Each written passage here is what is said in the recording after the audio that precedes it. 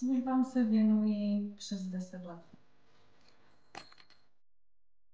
Šperky kontrolujeme, měříme a balíme do krabiček.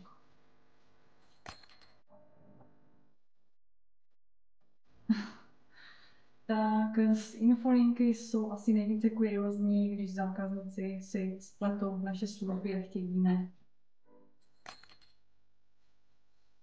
Reklamaci ani tak ne, ale třeba když zákazník chce vyměnit šperk a napíše uvede, že chce vyměnit vlastně stejný šperk, to potom opravdu nevíme, co po nás chtějí.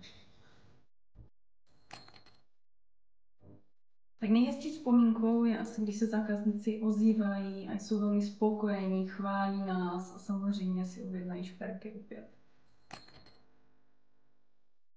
Myslím si, že jsme hodně rychlí. Šperky mají již druhý den a pokud nějaká výměna nebo reklamace, tak když nám přijde, tak ji zvládáme ještě ten den a nebo již druhý den.